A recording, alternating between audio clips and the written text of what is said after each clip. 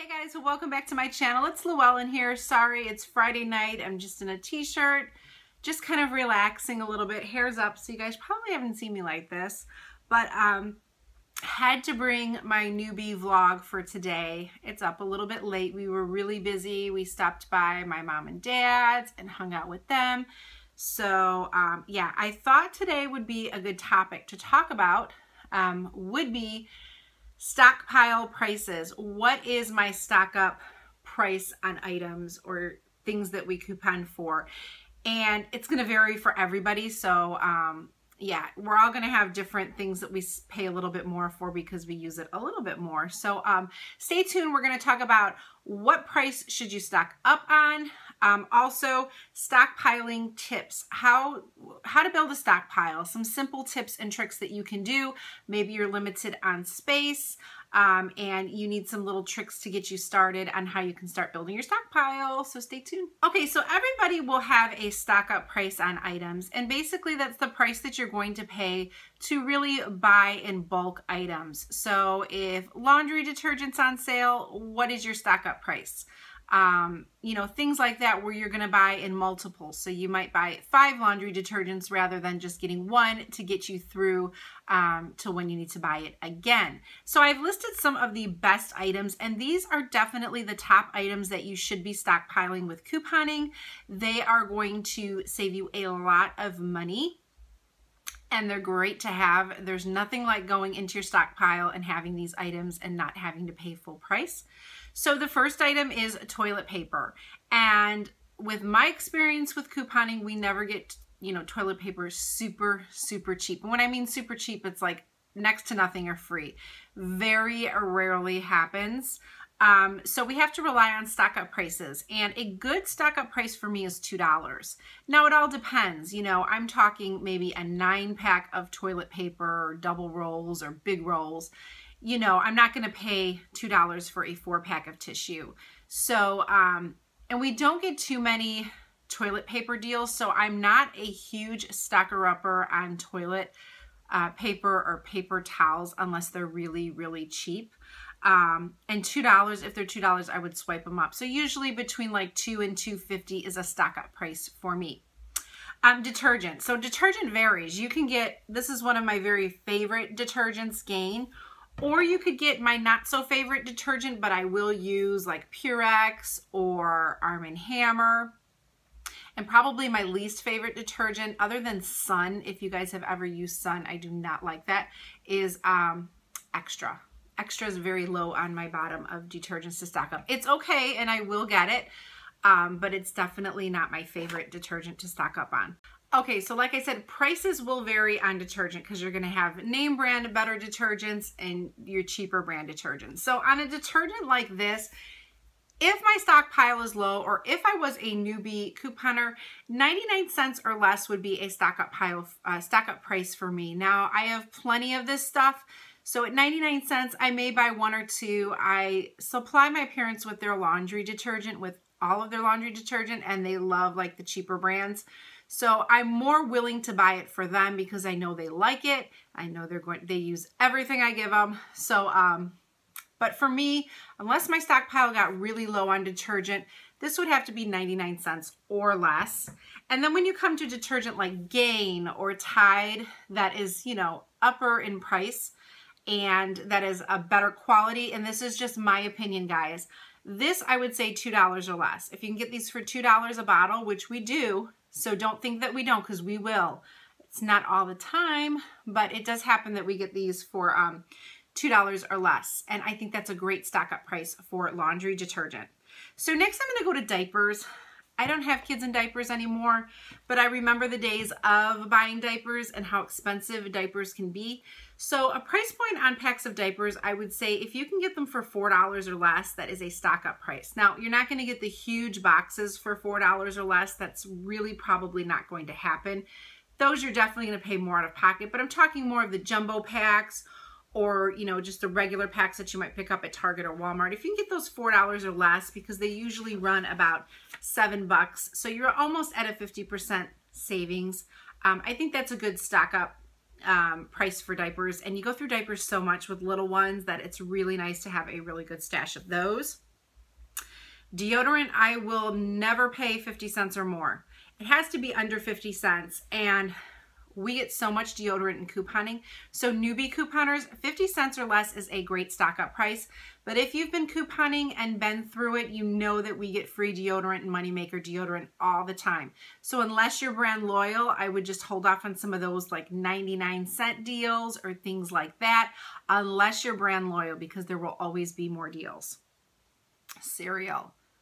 Cereal is a stock up item, guys. And let me tell you, most cereals have an expiration date of like a year or more, so you have plenty of time to consume it. And you know, if you organize it in an orderly fashion in your pantry, you can use it before it expires. You know, always check your pantries, always check expiration dates. You don't want food to go to waste, because you can give it to family members, you can give it to whomever before it expires. Cereal is, you know, it's a hot item and then it gets cold. So when it's hot and couponing, which it's been hot and couponing recently because we've all been getting free cereal. Dollar Tree has had free cereal with the General Mills. So that was a time to really stock up. And stock up prices on cereal are $1 or less. And you can get them even cheaper. I mean, these last 2 weeks we've been getting them for free. So cereal's a great stock up item too, guys, because when, you know, you're not sure what you're going to have for dinner, it's okay to have like a cereal dinner once in a blue moon. You know, if you guys have had a long day, it's always just there to eat. Sometimes at night, like when I'm hungry and I just don't want to have a snack, I'm trying to avoid a snack, I'll have a bowl of Special K, because that is my favorite cereal. The strawberry Special K is my, no, I like the chocolate Special K the best, actually. So yeah, cereal, I would say $1 or less, and you will definitely get cereal for $1 or less. Soup. I like soup at a price point of 50 cents or less. Soup is a great stock up item as well. And if you can get it for 50 cents or less, you can eat soup all year round. It has a great expiration date. So I would keep it around 50 cents per can, because we will start getting a lot of soup deals as the months get cooler, and there will be more soup coupons in our inserts, so stay tuned for that. Razors. Okay, now like razors, no way. Like I don't really need any razors for probably the rest of my life, unless if I grow into like a hairy, you know, bear and my legs just start like growing hair, you know, crazy at a rapid rate. But I have so many razors. I've provided so many razors to people so they don't have to buy them. But if you're new to couponing, I would say packs of razors, especially these, I would stick around $1 or less. And as you get them in your stockpile, your stock up price will start to decline. So rather than, you know, once you have 3 or 4 packs of these, instead of paying $1, you're going to go down to 75 cents. And as you get a dozen, 2 dozen packs of these, it's going to just start where either you're going to get them for free or you're just going to take a pass on them. But if you get them super cheap too, and you have family members that you can donate them to, that's always a good thing to do. But in couponing, you want to stay a little bit, you know, to your guns. Even when you're paying like 50 cents a pack for these, remember guys, the tax will kill you. It's the sales tax that kills, especially on these non-food items. It is really high, and it's an extra out-of-pocket cost that you always want to consider when you're doing your couponing. So razors, shampoo. You know, I have an example of shampoo. You know, these are 2 totally different shampoos, and this is just my opinion. We have the Suave and then we have the L'Oreal. So to me, the Suave is more of a, you know, lower priced product. I don't really use Suave. And then L'Oreal is a little bit better. I will use the L'Oreal. So for a product like this, it would have to be 50 cents or less. For me to stock up on. And a product like this, I would raise it maybe like another quarter to 75, but I have so much of this that I would not pay more than 50 cents for this L'Oreal. So as you collect more items in your stockpile, you will do the same thing. You will start changing your ways and holding back on deals, because you don't want the deals to consume you. If they consume you, and they've consumed me at one point in my life, where nothing mattered than looking at my ads, putting my deals, not nothing mattered. That sounds terrible.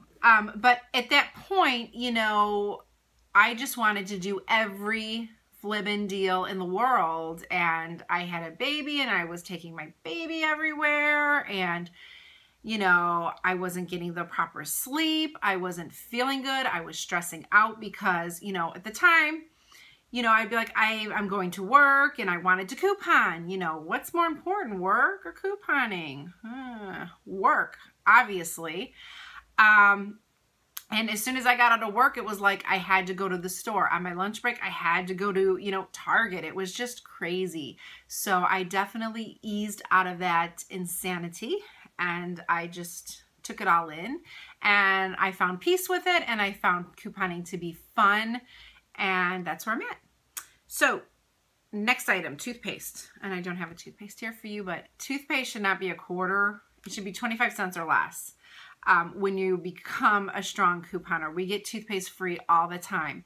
So really, even if you're starting, I would say 50 cents at the highest price point out of pocket for any toothpaste.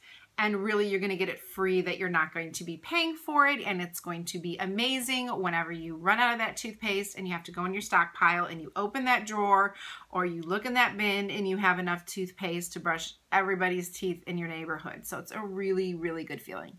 Okay, and those were just a couple of like stock up price tips that I hope were helpful for you guys.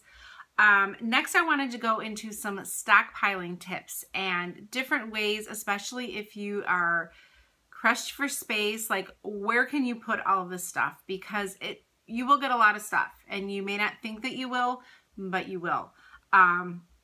So here are a couple of ideas of things that you can do to not let your stockpile or your couponing items overtake your home or overtake your space. Okay, so tip number one is a lot of times with products that we purchase, they're in packaging and the packaging can be, you know, a little bit out of hand, whether they're in boxes and they can take up more space than if you actually just take the items out of the packaging and store them. So, you know, some feminine products are examples of those where if you just go to the Dollar Tree and get those cute little Dollar Tree, you know, shoe boxes or bins or containers, you can stack 2 of those and rather than taking up like a whole shelf of products on one shelf, you can just, you know, minimize them in these containers. And it's always good to have containers with tops because if you're not utilizing them, you know, we all get dust bunnies float around the house. All of us have them.